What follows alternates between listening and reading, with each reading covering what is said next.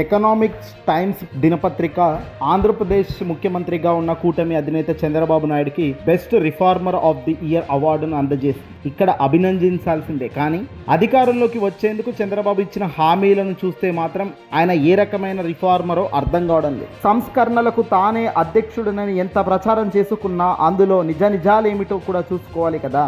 2 ఏళ్లుగా ఆయన చేపట్టిన మహత్తర సంస్కరణలు ఏమిటన్నది ఎల్లో మీడియానైనా ప్రచారం చేస్తే బాగుండేమో. ఎక్కడ అవి కనిపించదు, వినిపించవు. రాజకీయ పాలన చేస్తామని విపక్ష వైఎస్ఆర్ కాంగ్రెస్ పార్టీకి మద్దతిచ్చే వారికి ఏ పని చెయ్యవద్దు అని అధికారికంగా ప్రకటన చేయడం, రెడ్ బుక్ అరాచకాలతో టెర్రర్ సృష్టిస్తున్న చంద్రబాబు పరిపాలన ఏ పార్టీ సంస్కరణతో అవార్డు ఇచ్చిన వారికే తెలియాలి. వాస్తవానికి చంద్రబాబు తన తనయుడు తగ్గట్టుగా హుందాగా అబద్ధాలు చెప్పకుండా నిత్యం వైఎస్ఆర్ కాంగ్రెస్ పార్టీపై అసత్య ఆరోపణలు చేయడం కాకుండా ఆయన సంస్కరణలు చేసినా చేయకపోయినా అవార్డు ఇవ్వడం తప్పు కాదు.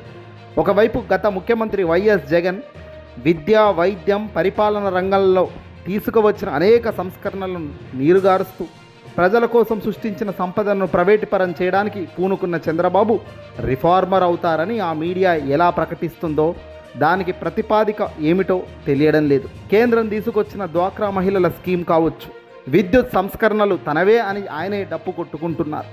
పర్వాలేదు, కొట్టుకోనివ్వండి. వాటికి కట్టుబడి ఉంటే ఒప్పుకోవచ్చు. 2014 ఎన్నికల సమయంలో డ్వాక్రా రుణాలన్నిటినీ మాఫీ చేస్తామని చంద్రబాబు స్వయంగా ప్రకటన చేశారు. అది ఏ రకమైన సంస్కరణ అవుతుంది? అలాగే రైతుల రుణాలన్నిటినీ రద్దు చేస్తామని, బ్యాంకుల్లో తాకట్లో ఉన్న రైతుల భార్యల బంగారాన్ని విడిపించి బాధ్యతగా తీసుకొస్తానని ప్రకటనలు చేశారు. అసలు బ్యాంకులకు రుణాలు చెల్లించవద్దని కూడా చంద్రబాబు ఆనాడు ప్రచారం చేశారు. ఇలా చేసిన నేతను సంస్కరణల సారథి అని చెబితే ఎలా ఒప్పుకోవాలి? పోనీ వీటిని అమలు చేశారా అంటే అదీ లేదు. డ్వాక్రా రుణాలను అసలు రద్దు చేయలేదు.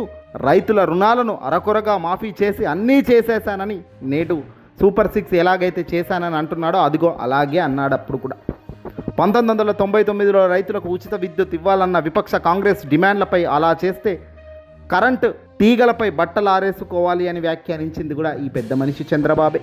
అంతేకాక విద్యుత్ ఛార్జీలు పెంచడంతో పెద్ద ఆందోళన వచ్చింది. బషీర్బాగ్లో రైతులపై కాల్పులు కూడా ఆనాడు సంచలనమైంది. దేశవ్యాప్తంగా ఉలిక్కిపడ్డారు.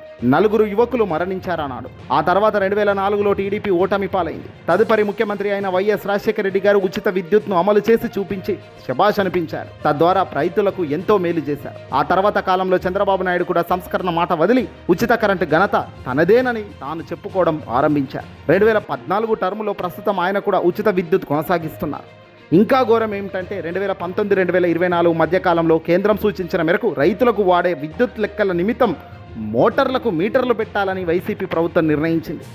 మీటర్ల కన్నా మొత్తం వ్యయం అంతా రాష్ట్ర ప్రభుత్వమేనని స్పష్టంగా చెప్పిన చంద్రబాబు ఆయన కుమారుడు లోకేష్లు కష్టకాలంలో మోటార్లు ఎలా పెడతారో అంటూ గొడవ చేశారు. ఇది సంస్కరణ వాది చేసే పనే అవుతుందా? నారా లోకేష్ మరో అడుగు ముందుకు వేసి మీటర్లను పగలగొడతారని పిలుపునిచ్చారు. 2024లో పవర్ సాధించిన తర్వాత దీనికి కట్టుబడి ఉన్నారా అంటే అదీ లేదు. మరి కట్ చేస్తే మోటార్లకు మీటర్లు పెట్టడానికి ఆదేశాలు ఇచ్చారు వీళ్ళే, చంద్రబాబు, లోకేష్. పైగా గృహాలకు కూడా స్మార్ట్ మీటర్లు పెడుతుంటే విజయనగరంలో ఒక ఇంటి యజమాని వాటిని పగలగొట్టి నిరసన తెలిపారు. కేంద్రం ఆదేశాలకు అనుగుణంగా భూములు రీసర్వే స్కామ్ను జగన్ చేపడితే భూములు కాజేయడానికే జగన్ చేస్తున్న అరాచకమని అబద్ధాలు నిత్యం ప్రచారం చేశారు ఆనాడు. తీరా అధికారంలోకి చంద్రబాబు వచ్చాక అదే రీసర్వేని కొనసాగిస్తున్నారు. ఇలా చంద్రబాబు ప్రభుత్వం పరస్పర విరుద్ధంగా వ్యవహరించడం సరైందేనా? విజన్ 2020 ఉమ్మడి ఆంధ్రప్రదేశ్లో అమలు చేశామని ఆయన చెప్పుకున్నారు. అసలు విజన్ 2001-2002 ప్రాంతంలో అందులో ఉన్న విషయాలు చూసి ఐఏఎస్లు, మేధావులు నవ్వుకున్నారు. ప్రచారం కోసం తప్ప ఆచరణ కాని పనులు ఇవన్నీ అంటూ వాళ్ళు వ్యాఖ్యానించారు. 2004లో చంద్రబాబు ప్రభుత్వం ఓటమి పాలైంది. ఆ తర్వాత విజన్ 2020 ఊసే లేదు.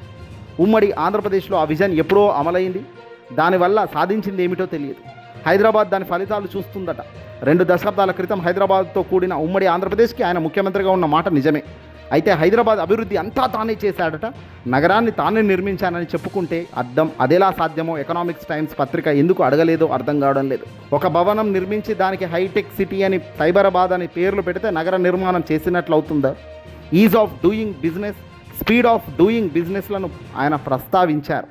జగన్ టైంలో ఈజ్ ఆఫ్ డూయింగ్ దేశంలో కొన్నిసార్లు నెంబర్ 1 స్థానంలో కూడా వెళ్ళింది. శభాష్ అని కేంద్రం, దేశ ప్రధాని కూడా అనేక సందర్భాల్లో జగన్ హయాంలో ప్రశంసించారు. చంద్రబాబు పరిపాలనలో ఎన్నిసార్లు నెంబర్ 1 అయింది?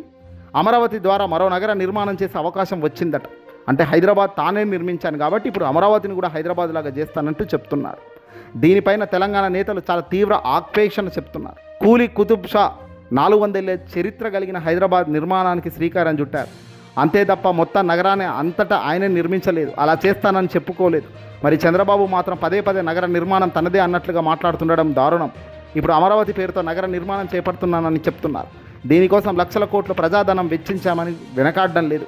50,000 కోట్లు అప్పు ఇప్పటికే చేశారు. ఇది ఏ రకమైన సంస్కరణ అవుతుంది? ఏ రకమైన ప్రగతి అవుతుంది? అప్పు చేసి పప్పుకూడు తినడం సంస్కరణమని అంటారా? హైదరాబాద్లో అసెంబ్లీ, సచివాలయం, ఇతర ప్రభుత్వ కార్యాలయాలు, క్వార్టర్స్, బంగ్లాలు అన్నీ కలిపి కేవలం 2,250 ఎకరాల్లో ఉన్నాయని మాజీ ఎంపీ ఉండవల్లి అరుణ్ కుమార్ చెప్పారు. అదే నిజమే. కేవలం ప్రభుత్వ ఆఫీసులు అన్నీ కలిపితేనే హైదరాబాద్లో ఉన్నది 300 ఎకరాల లోపే. కానీ అమరావతిలో 54,000 ఎకరాలు సేకరించడం దేనికోసం? మరో 1,50,000 ఎకరాలు తీసుకోవడానికి సన్నిహితం అవుతున్నారట.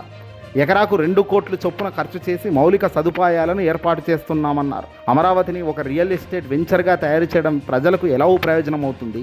ప్రభుత్వ ధనం ఈ రకంగా విచ్చలవిడిగా ఖర్చు చేయడం ఏమిటని ఎకనామిక్స్ టైమ్స్ ఎందుకు ప్రశ్నించే సాహసం చేయడం లేదు? వరదలను అరికట్టడానికి 1,000 కోట్ల వ్యయంతో పలు రిజర్వాయర్లు, లిఫ్ట్ ఇరిగేషన్లు నిర్మించడం ఏ నగరమైనా ఉందా? ఇవన్నీ ఒకెత్తైతే ఇంత పెద్ద సంస్కరణవాది అని చెప్పుకునే ఈ చంద్రబాబు నాయుడు ఎన్నికల ప్రణాళికలో ఏ రకమైన హామీలు ఇచ్చారు? ఆడబిడ్డ నిధి కింద ప్రతి మహిళకు 1,500 ఇస్తానని ప్రకటించాడు. ఈ రిఫార్మర్ అవుతుందా? పోనీ దాన్ని అమలు చేశాడు. నిరుద్యోగ భృతి కింద ఇస్తామన్న 3,000 ఇవ్వకపోవడం సంస్కరణ అని ఎలా చెప్పుకోవాలి? 50 ఏళ్ళకి పెన్షన్ ఇస్తామన్న వ్యక్తి ఎగరవేసిన ఘనత సంస్కరణ వ్యక్తి అవుతాడా? అనేక హామీలు ఇచ్చిన ఈ పెద్ద మనిషి చంద్రబాబు 3.55 లక్షల కోట్లు అప్పు చేసి దేశంలోనే ఓ రికార్డు సృష్టించడం ఏ విధమైన సంస్కరణ? సంపద సృష్టికి కీలకమని చెప్తున్న చంద్రబాబు వాటిపై నిర్దిష్ట విధానం కలిగి ఉన్నారా లేదా? కేవలం అవకాశవాద రాజకీయాలతో ఎప్పటికప్పుడు తాను తప్పించుకుంటూ చేసిన వాటికి తానే విరుద్ధంగా చేయకపోయిన దానికి తాను ఆ మైలేజ్ ఇతరులపైకి నెడుతూ తాను నడిపిస్తున్న విధానానికి సంస్కరణ అని అంటారా? ప్రజల సంపదను ప్రైవేట్ వ్యక్తుల చేతితో పెట్టి రిఫార్మర్ అనే చంద్రబాబు ట్యాగ్ లైన్ తీసుకోవడం ఎంతవరకు ధర్మం? మన వాళ్ళు అధికారంలో ఉంటే ఇదిగో ఏదైనా సాధ్యమే అని ఇందుకే ఈరోజు రిఫార్మం అంటారు, రేపు దేశం మొత్తం నేను చెప్పిన విధంగానే నడుచుకుంది కాబట్టి దేశం సక్సెస్ అయిందంటారు.